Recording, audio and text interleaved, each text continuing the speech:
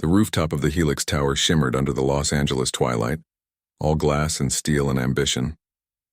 Champagne flutes clinked, laughter rose in practiced waves, and the air hummed with the kind of confidence that only comes when you're standing at the top of something, real or imagined. At the center of it all moved a man who believed, without a shadow of doubt, that he belonged exactly where he was, in charge. He wore a suit that probably cost more than most people's monthly rent, his shoes polished to a mirror shine, his posture rigid with the weight of his own importance. He moved through the crowd like a speedboat through calm water, fast, loud, and leaving ripples of discomfort in his wake. People smiled when he approached, but their eyes flickered away the moment he turned. He didn't notice. Or maybe he did and simply didn't care. Tonight was his night. His company, Novasphere, had just closed a $1 billion deal, and this gala was his victory lap. Investors, journalists, influencers, they were all here, sipping imported sparkling water and pretending to understand blockchain. He loved this part. The admiration, the fear, the quiet scramble to stay on his good side. He'd built this empire from nothing, or so he told himself every morning while staring into his bathroom mirror. And if that meant being sharp, demanding, even a little cruel when necessary, well, that was just business. Near the edge of the terrace, away from the glitter and the noise, a man in faded gray work clothes knelt beside a glass railing. His hands were rough, his boots scuffed, and his face half hidden under the brim of a worn cap.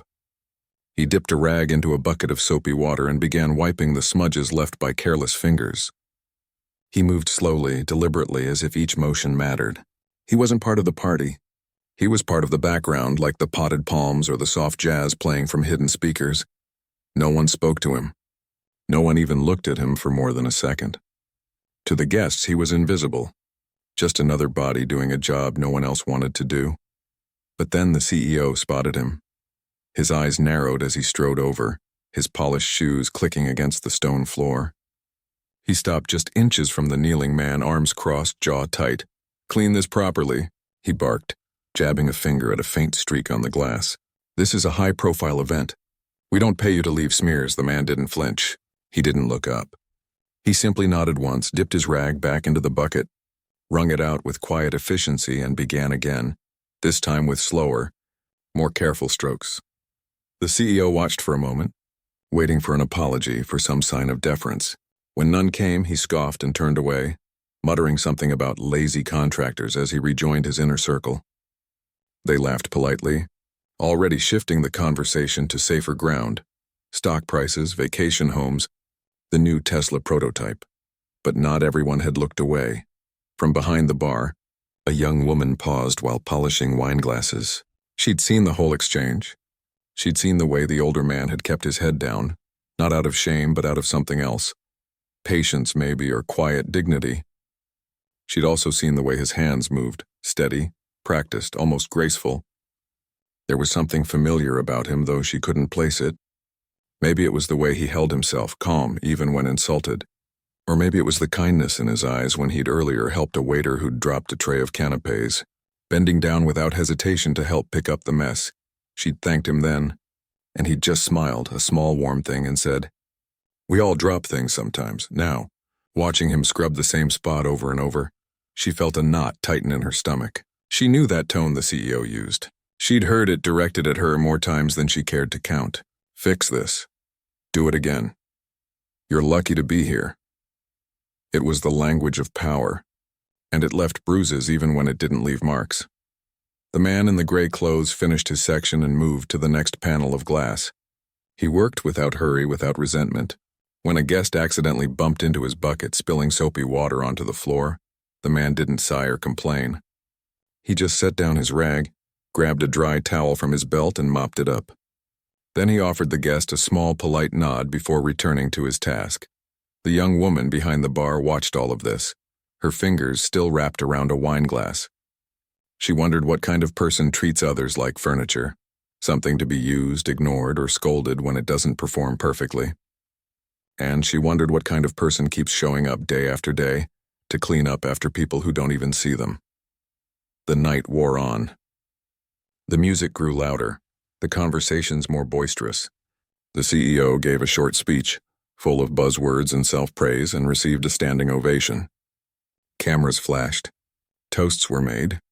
The man in gray kept working, his presence as unnoticed as the breeze. But something had shifted. Not in the room. Not in the event. But in the air, like the quiet before a storm no one sees coming. Later, as the crowd began to thin, the man packed his supplies. He emptied his bucket into a utility sink, wiped down his tools, and folded his rag with care. He didn't rush. He didn't sneak out. He simply walked toward the service elevator, nodding to the security guard who held the door open for him. "Long night?" the guard asked. "Worth it?" the man replied, his voice low and calm. The guard frowned slightly, as if trying to place the voice. "You sound familiar." The man just smiled again, that same small, warm smile, and stepped into the elevator. The doors closed before the guard could say anything else. Downstairs in the dimly lit parking garage, the man walked to an old, unremarkable sedan. He opened the trunk, placed his bucket and supplies inside, then leaned against the car for a moment, looking up at the tower above. Light still glowed in a few windows. Laughter still drifted down from the rooftop. He sighed, not with bitterness, but with something closer to sadness. Then he got into the car and drove away, disappearing into the city's maze of streets and stories. Back on the rooftop, the CEO was holding court near the dessert table, recounting the night's success to a group of investors. He hadn't given the cleaner another thought. To him, the man was already forgotten. Just another task completed, another invisible cog in the machine of his world. But the young woman behind the bar remembered. And somewhere in the city, a quiet man in an old car carried the weight of what he'd seen, not with anger, but with a quiet resolve that would soon ripple far beyond this one night. Because sometimes, the most powerful people aren't the ones shouting from the top. Sometimes, they're the ones cleaning the glass, watching, listening, and waiting to see if anyone will ever truly see them. The next morning, the city woke up to sunshine and traffic, coffee lines and school buses, the usual rhythm of a Tuesday. At Novosphere headquarters, the mood was still riding the high of the gala. People walked a little taller, spoke a little louder, as if the billion-dollar deal had personally blessed each of them. In the executive suite, the CEO sat behind his glass and steel desk, scrolling through congratulatory emails and news headlines that called him a visionary and a disruptor. He felt untouchable. But downstairs, in the open-plan office where junior staff hunched over laptops and gulped cold brew, the air was different, quieter, heavier.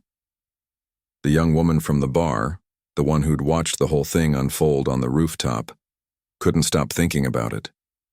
She'd gone home late, changed out of her uniform, and lay awake staring at the ceiling, not because she was tired, but because something about that moment had stuck in her chest like a splinter. It wasn't just the harshness of the words. It was the ease with which they'd been delivered. Like the man in gray didn't matter at all. She'd seen that kind of behavior before, of course. Everyone had. But this time felt different. Maybe because the man hadn't reacted. He hadn't snapped back or slunk away in shame. He'd just kept going. And that quiet strength had left a mark. At lunch, she brought it up with two coworkers in the break room, keeping her voice low. "Did you see what happened last night? With the cleaner?" One of them nodded. "Yeah, the boss really laid into him over nothing. He didn't even do anything wrong," she said. The glass looked fine. The third person, an older woman who'd worked at Novosphere for over a decade, stirred her tea slowly. "That's just how it is," she said, not unkindly. "You learn not to take it personally.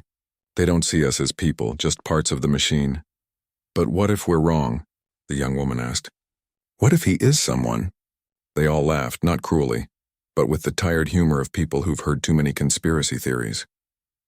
"Right, and I'm the Queen of England," said the older woman, smiling. Still, the idea wouldn't leave her. Meanwhile, across town, the man in gray clothes was having a very different kind of morning. He sat at a small kitchen table in a modest apartment, sunlight streaming through a window with a slightly crooked blind. A steaming mug of tea sat in front of him. On the counter, a cat stretched lazily beside a bag of groceries, oat milk, bananas, a loaf of whole wheat bread. He wasn't thinking about the gala, or the CEO, or the smudge on the glass. He was thinking about the waiter who'd dropped the tray, about the security guard who'd held the elevator, about the young woman behind the bar who'd said thank you like she really meant it. Those were the moments that stayed with him. He'd done this kind of thing before. Not often, but enough. Not for fame. Not for content. Just to see, to remember what it feels like to be unseen. Because no matter how many headlines you're in, how many red carpets you walk, you can forget what real life feels like if you're not careful. And he never wanted to forget. He believed deeply that how you treat people when no one's watching says everything about who you are. So sometimes he'd slip into a role like this: janitor, bus driver, diner cook, not to trick anyone but to test the waters of human decency. Most of the time people surprised him in good ways. A shared smile, a held door, a quiet, "You okay?" when he pretended to look tired. But sometimes people showed you exactly who they were when they thought no consequences were coming. He sipped his tea and sighed. Last night had been one of those times. Back at Novosphere, the CEO called an all-hands meeting. He stood on stage in the main auditorium, flanked by banners with the company logo, and spoke about excellence, standards, and attention to detail. He didn't mention the cleaner, but everyone who'd been at the gala knew exactly what he meant. Perfection isn't optional, he said, voice sharp. If something isn't right, fix it. Don't wait for someone else to notice. The young woman sat in the third row, arms crossed. She wanted to raise her hand and ask, "What about how we treat people? Is that part of perfection too?" But she stayed silent. She wasn't foolish enough to speak up, not yet. Later that afternoon, she found herself scrolling through social media during a slow moment at her desk. A friend had tagged her in a post, a blurry photo from the gala taken from a distance. In it, the CEO stood with his finger pointed, mouth open mid-command. And kneeling beside him, cap low, was the man in gray. The caption read, "When your CEO treats service staff like dirt at his own party, classy." Her heart jumped. Someone had seen it too. She clicked on the comments. Most were angry at how dare he. This is why people hate billionaires, Ken, but a few were confused. "Wait, is that who I think it is?" One person wrote. Another replied, "No way. But seriously, that guy looks so familiar." She zoomed in on the photo. The angle was bad, the lighting poor, but there was something in the shape of the jaw, the way the shoulders sat. She opened a new tab and typed a name into the search bar. And there it was. A recent interview. Same eyes, same calm expression, same quiet presence. Her breath caught. It was him. She sat back, stunned. Not just a regular guy, not just some anonymous worker. One of the most respected, humble, and genuinely kind figures in Hollywood, walking around in old clothes, cleaning glass, while the CEO yelled at him like he was nothing. She didn't post anything. She didn't tell anyone, not yet. But the knowledge settled inside her like a stone, heavy and real. Over the next 2 days, small things began to shift. A few employees started talking in hushed tones near the coffee machine.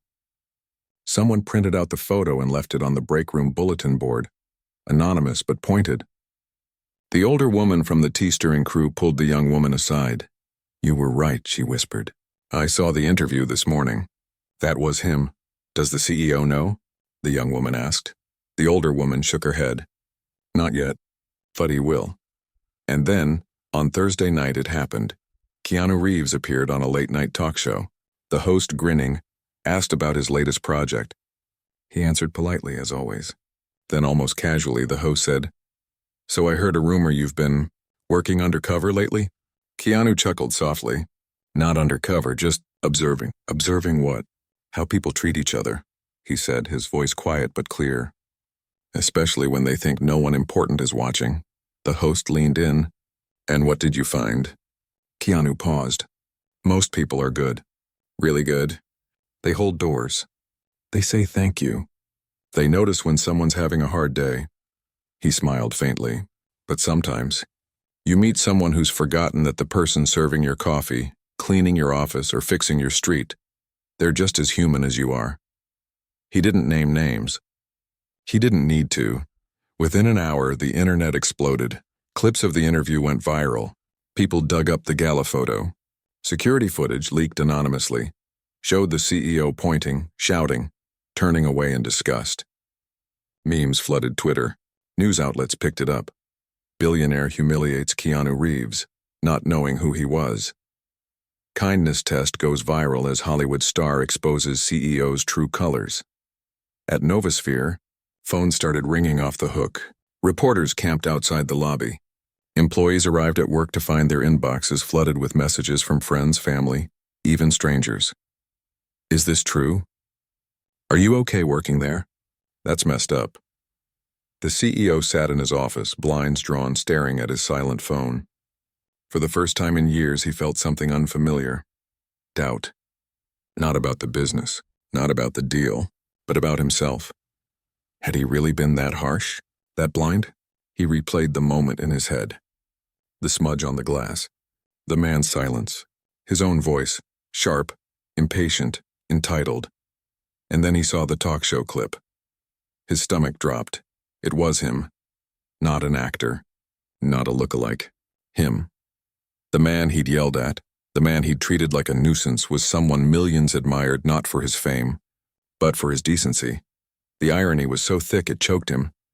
But while the CEO wrestled with shame in his glass tower, something else was happening on the ground. People who'd worked quietly for years, the cafeteria staff, the night janitors, the delivery drivers, started speaking up. Not with anger, but with truth. He always talks down to us. One said in an anonymous interview, he once made a temp cry because her spreadsheet had a typo, shared. Another, he calls us resources like we're software someone else posted. Online, the young woman read every word. She felt a strange mix of sadness and relief. Sadness that it had taken a celebrity for people to finally listen. Relief that the truth was finally out. And through it all, Keanu said nothing more. No follow-up interviews. No social media posts. He let the moment speak for itself. Because the point wasn't him. The point was how easily people forget to see each other. By the weekend, the story had spread worldwide. Not as gossip, but as a quiet lesson. Parents told their kids about it. Teachers used it in ethics discussions. Strangers held doors a little longer, said thank you a little more sincerely. And in a small apartment across town, a man fed his cat, watered his plants, and watched the sunset, hoping, just maybe, that someone had learned something, not about fame, but about kindness. The storm didn't hit all at once. It rolled in slow like fog over the hills, quiet at first, then impossible to ignore. By Monday morning, the CEO's world had shrunk to the four walls of his office and the glow of his phone screen. Every notification felt like a pebble turning into a boulder. Investors were asking for emergency calls. Board members sent clipped formal emails. We need to discuss the situation. Even his assistant, who usually greeted him with a warm, good morning, now spoke in careful, neutral tones as if afraid her voice might shatter something. He hadn't slept much. He kept replaying that moment on the rooftop, the way he'd pointed, the sharpness in his voice, the complete lack of hesitation. At the time, it had felt normal, expected even. After all, he was the boss. He set the standards.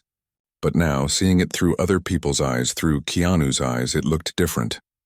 It looked small, petty, ugly. He tried to tell himself it was just one moment blown out of proportion. But deep down, he knew better. That moment wasn't an accident. It was a pattern.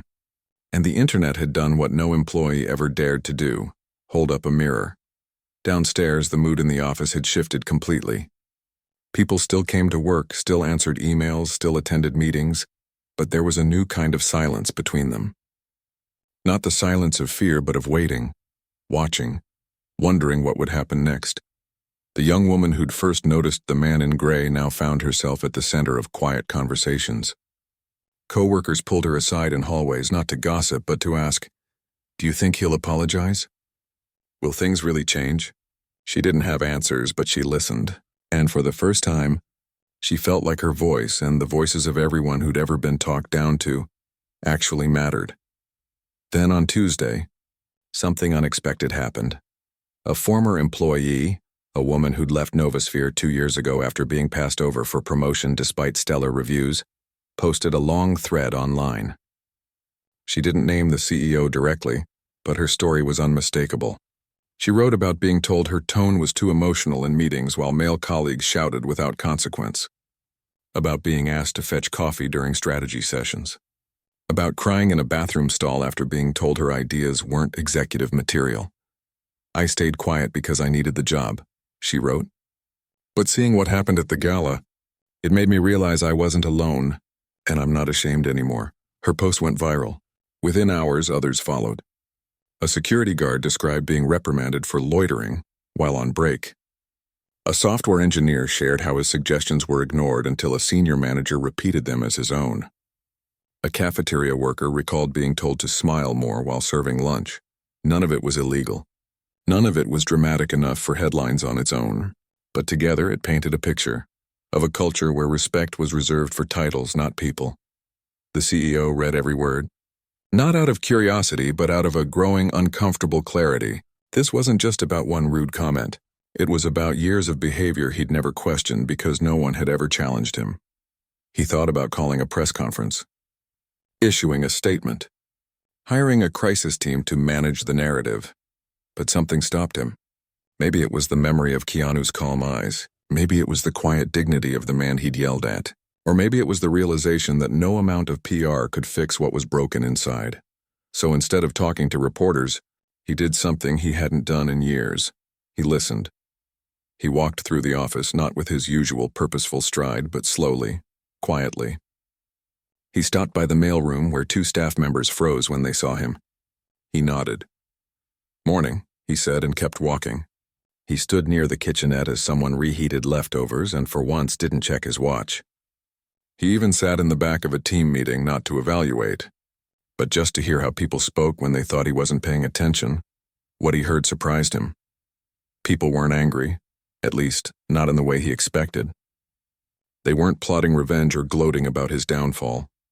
They were tired of feeling invisible, tired of being treated like functions instead of humans, and that hurt more than any insult.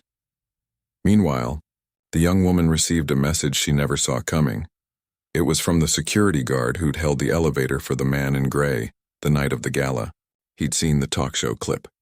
He'd connected the dots, and he remembered something. "He said something to me," the guard wrote, after he got in the elevator. He said, "Tell your team they're seen." I didn't understand it then, but I do now. She showed the message to a few trusted co-workers. They sat in silence for a moment, letting it sink in. It wasn't grand. It wasn't performative. But it was real. And it was kind. That same afternoon, a package arrived at Novosphere's front desk. No return address. Just a plain brown box with a note taped to the top. For the staff who keep this place running. Inside were 50 simple ceramic mugs, each hand-stamped with a single word, "Seen." No logo. No branding. Just warmth and quiet acknowledgement.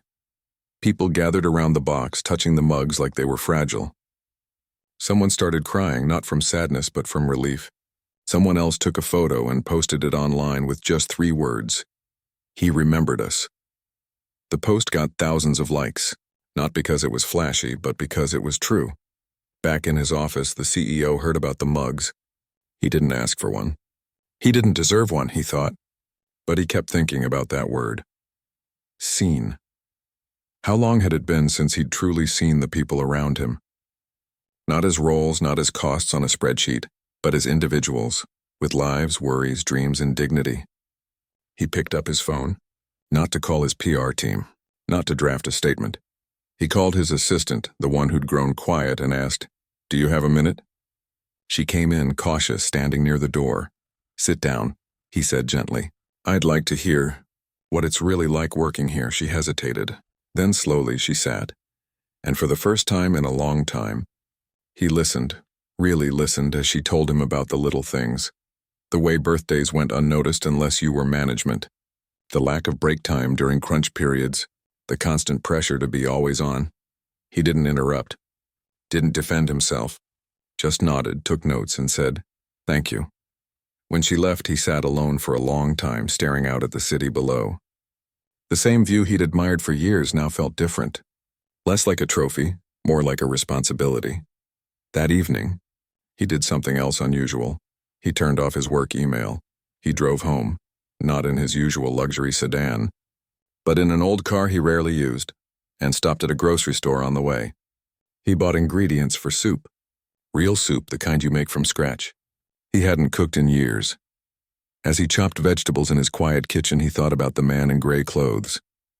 About how he'd worked without complaint, without expectation, about how he'd treated everyone, waiter, guard, bartender, with the same quiet respect. And the CEO realized something painful but necessary.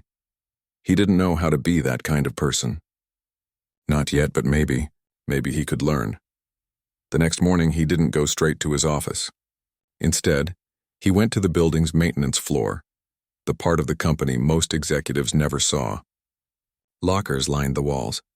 Coffee mugs sat on a chipped counter. A radio played soft oldies in the background. He found the head of facilities, a man with calloused hands and a name tag that read L. Torres. "Can I talk to you?" the CEO asked. Torres looked up, surprised. "Sure, what's up?" "I wanted to say I'm sorry," the CEO said, his voice unsteady. "For how I've treated your team. For not seeing you." Torres studied him for a long moment. Then he nodded slowly. "Apologies a start. But actions matter more." "I know," the CEO said. "And I'm going to try to do better." Torres didn't smile. But he didn't walk away either. "We'll be watching," he said simply. That was enough. By the end of the week, small changes began to appear. The break room got new chairs. The outdated time clock system was replaced with a digital one that actually worked. A suggestion box, real, physical, anonymous, appeared near the elevators. People were skeptical. Change had been promised before and never delivered. But this time felt different. Because this time, the CEO wasn't just announcing change from above. He was showing up, quietly, humbly, in the places he'd ignored for years. And through it all, the young woman watched. She still didn't trust him completely, but she saw the effort.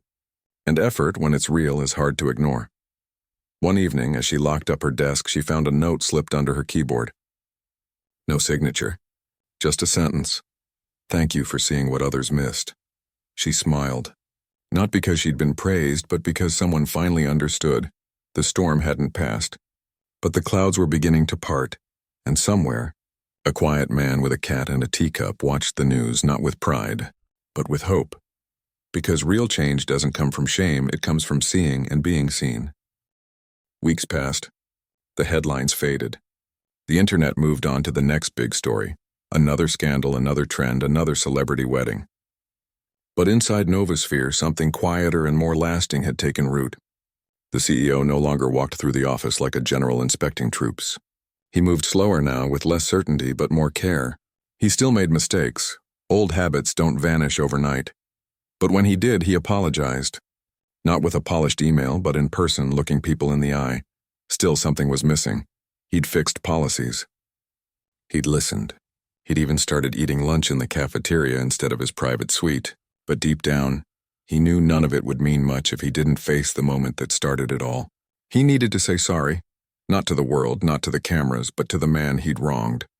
The problem was, he didn't know how to reach him. Keanu Reeves wasn't the kind of person with a publicist on speed dial or a fan hotline. He didn't post daily updates or host meet and greets. He lived quietly, worked steadily, and kept his distance from the noise of fame. The CEO had tried calling his production company, sending a formal letter, even reaching out through a mutual acquaintance in the film industry. Each time he was met with polite silence, he began to think it would never happen. Maybe the apology wasn't wanted. Maybe it wasn't enough. Then, one rainy Tuesday afternoon, his assistant knocked on his door with a small envelope in hand. No logo, no return address. Just his name written in neat, familiar handwriting. The same script from the talk show interview clip he'd watched a dozen times. His hands shook as he opened it. Inside was a single sentence on plain paper. "If you're serious, meet me Thursday at 7 a.m. at Benny's Diner on 5th and Olive. Come alone, and leave the title at the door." The CEO read it 3 times. Then he folded it carefully and put it in his wallet, right next to his driver's license, as if to remind himself who he really was beneath the job title. Thursday came. He woke before dawn, dressed in jeans and a plain sweater, clothes he hadn't worn in years, and drove himself downtown in his old car. The city was still asleep. Streetlights glowed in the mist. Benny's Diner sat on the corner like it had for 50 years. Red vinyl booths, fogged windows, the smell of coffee and toast drifting into the street. He pushed the door open. A bell jingled softly, and there, in a corner booth by the window, sat the man he'd yelled at on the rooftop. He looked the same, calm, unassuming, wearing a dark jacket and a soft smile. A steaming mug sat in front of him. He didn't stand, didn't gesture dramatically. He just nodded as if they were old friends meeting for coffee. The CEO hesitated in the doorway, suddenly unsure of his footing. This wasn't a boardroom. There were no power dynamics here, just two people, a table, and the weight of what had happened. He walked over slowly and sat across from him. For a long moment, neither spoke. Rain tapped gently against the window. The waitress came by, poured coffee into a fresh mug, and left without a word. Finally, the CEO cleared his throat. "I didn't know it was you," he said quietly. "I know," the man replied. His voice was warm, not cold. Not angry, just present. "I would have acted differently." "Maybe," the man said. "But that's not the point." The CEO looked down at his hands. "Then what is?" "The point is, you didn't see me." "Not really. And it wasn't about me being famous. It was about me being human." The words landed like stones in still water. "You're right," the CEO said, voice thick. "I treated you like you were less. Like your job made you less. And that was wrong." "Deeply wrong," the man nodded. "It was. But here's the thing. Most people who do that don't realize they're doing it. They think they're just being efficient or holding standards.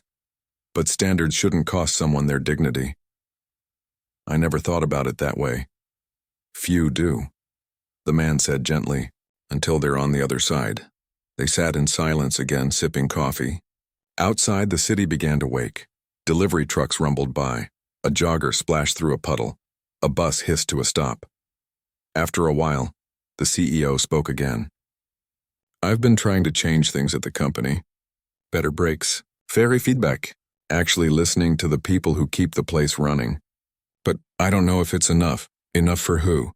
the man asked. "For you. For them. For redemption, I guess." The man smiled faintly. "I'm not here to give you redemption. That's not my job." The CEO looked up, surprised. "My job," the man continued, "is just to remind you that everyone you meet is fighting a battle you can't see. The cleaner, the intern, the driver, the person making your coffee at 6 a.m. They all have lives as full and complicated as yours, and how you treat them when you think it doesn't matter. That's who you really are." The CEO swallowed hard. "So what do I do now?"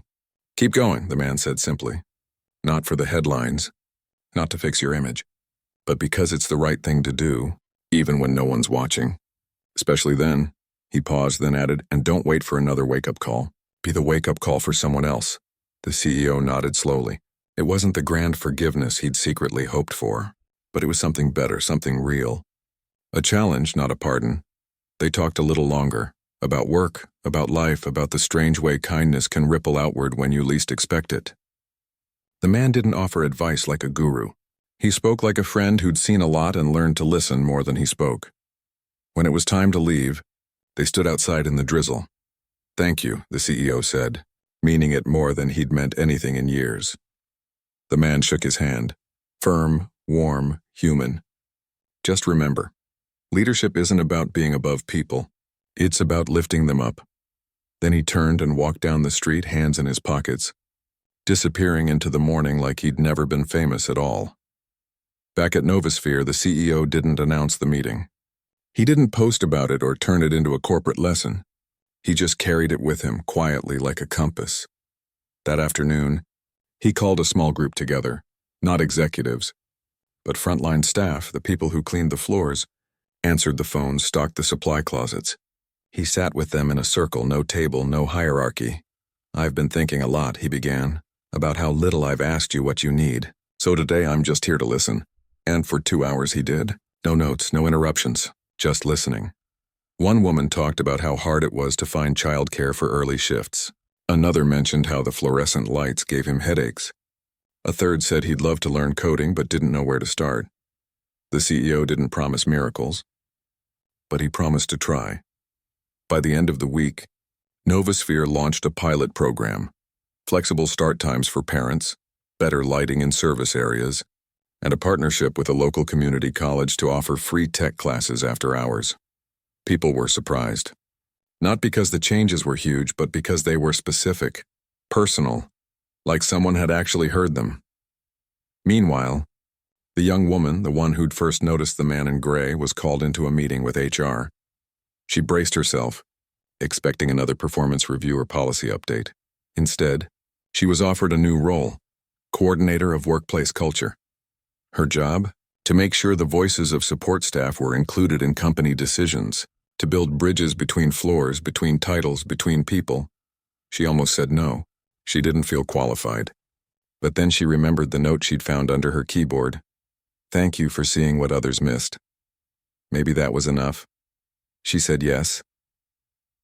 As the weeks turned into months, something subtle but powerful began to grow inside Novosphere.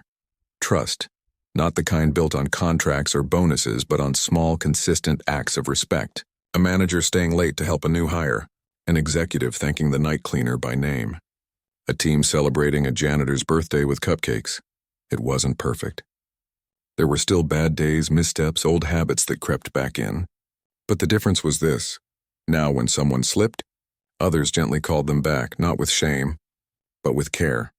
And through it all, the CEO kept showing up, not as a savior, but as a student. One evening, long after everyone had gone home, he stood on the same rooftop where it all began. The city glittered below. The glass railings were spotless, cleaned by hands he now knew by name.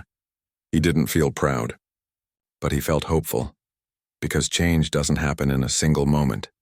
It happens in 1,000 small choices, like choosing to see someone, like choosing to say sorry, like choosing to listen even when it's hard. And somewhere, in a quiet apartment with a purring cat and a steaming mug of tea, a man smiled, not because he'd changed a company, but because he'd reminded one person that kindness is always worth the effort. No cameras, no applause, just two humans doing their best, and that was enough. A year had passed since the night on the rooftop.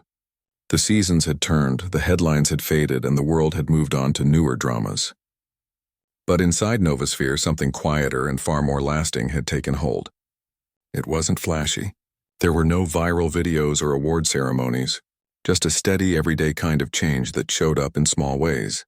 A thank you note left on a custodian's cart, a manager covering a shift so a single parent could attend a school play, coffee breaks that actually felt like breaks. And now, on a crisp autumn morning, the company was gathering again, not for a gala, but for something new. The event was called Walk a Mile, and it wasn't just a slogan. It was a promise.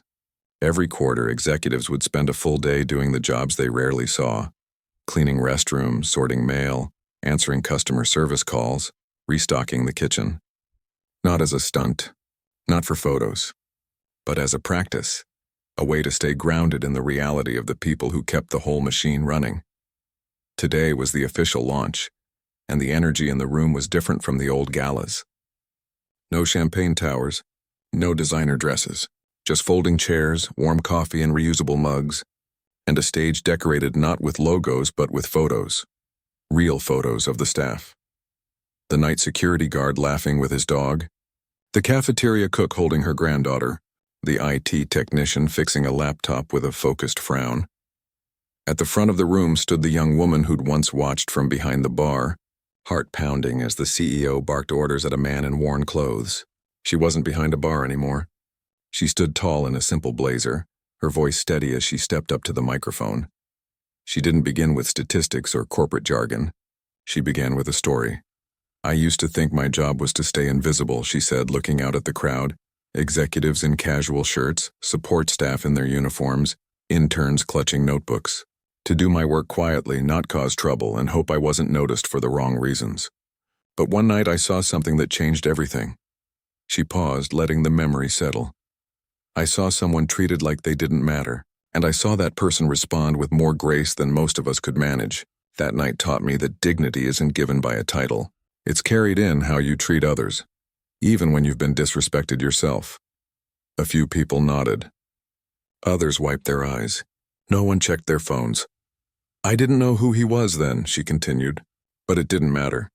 What mattered was that he was human, and so was the person yelling at him. And so was I, we all were. We just forgot to see it. She went on to talk about the changes since then, not as a list of achievements, but as a series of choices. The choice to listen, the choice to apologize, the choice to believe that every role, no matter how small it seems, is essential. When she finished, there was no roaring applause, just a long, quiet moment of respect. Then, slowly, people began to clap. Not because they were told to, but because they felt it. In the back of the room, the CEO stood with his hands in his pockets. He wasn't on stage. He hadn't asked to speak. He was just there, present, humble, watching the woman he'd once overlooked now lead with quiet strength. Pride wasn't the right word. It was more like gratitude. Gratitude that she'd stayed, that she'd spoken up, that she'd believed change was possible. After the talk, people mingled. Executives chatted with janitors. Designers asked customer service reps how the new software was working. A senior vice president helped carry chairs alongside a facilities worker. No one made a show of it, it just happened. Later that afternoon, the first walk-a-mile shift began. The CEO put on a gray maintenance vest, same color as the one worn that night a year ago, and reported to the basement level, where the cleaning crew was prepping for evening rounds. His partner for the day was a woman who'd worked at Novosphere for 12 years. She didn't treat him like a boss. She treated him like a teammate. "Here," she said, handing him a mop and a bucket. "Start with the east hallway.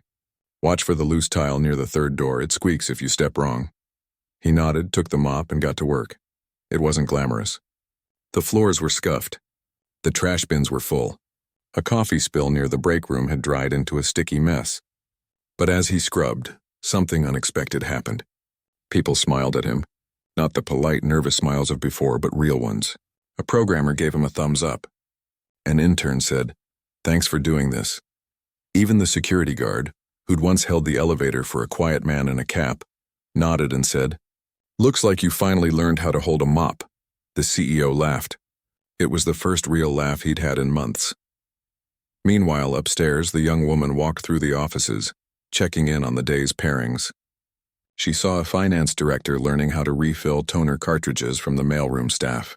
She saw a product lead shadowing a night shift cleaner, asking thoughtful questions about workflow and fatigue.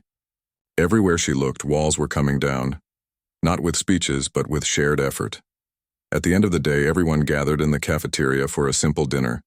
Homemade chili, cornbread, apple slices. No assigned seating. No hierarchy. Just people eating together, tired but satisfied. As the room buzzed with conversation, the CEO found the young woman near the coffee station. "You did this," he said quietly. She shook her head. "We did it. All of us." He looked around at the faces, the laughter, the ease in the air. "I used to think leadership was about vision, big ideas, bold moves, but now I see it's about something smaller, something quieter." "What's that?" she asked. "Seeing people," he said. "Really seeing them. And letting them see you too," she smiled. "That's a good place to start." They stood in comfortable silence for a moment, watching the room. No one was invisible today. Later that night, as the city lights flickered on outside, the CEO sat alone in his office, not to work, but to reflect. On his desk sat a small framed photo. It wasn't of him shaking hands with investors or accepting an award. It was a candid shot from that afternoon. Him and the cleaning crew, mops in hand, laughing over a spilled bucket of water. He hadn't posted it online. He hadn't shown it to anyone. It was just for him, a reminder of where he'd been and how far they'd all come. He thought about the man in the old clothes, the one who'd cleaned glass while the world ignored him. He never saw him again after that morning at Benny's diner, but his presence lingered in every policy change, every kind word, every time someone chose patience over pride. Keanu Reeves never asked for credit, never demanded an apology. He simply showed up, did his part, and trusted that the truth would do its work. And it had. Not because of fame, not because of power, but because one person chose kindness when it cost him nothing, and another chose humility when it cost him everything. Now, Novosphere wasn't perfect. No company ever is, but it was trying. And in a world that often rewards speed over sincerity, that was rare. As the CEO turned off the lights and headed home, he passed the rooftop entrance. He paused for just a second, remembering the smudge on the glass, the sharpness in his voice, the man who knelt without complaint. He didn't feel shame anymore. He felt responsibility, because now he knew leadership isn't about standing above. It's about kneeling beside, and somewhere, in a quiet corner of the city, A man fed his cat, poured a cup of tea, and watched the stars, not as a celebrity, but as a human being who believed deeply that everyone deserves to be seen. No headlines, no fanfare, just a life lived with kindness. And that, in the end, was the most powerful story of all.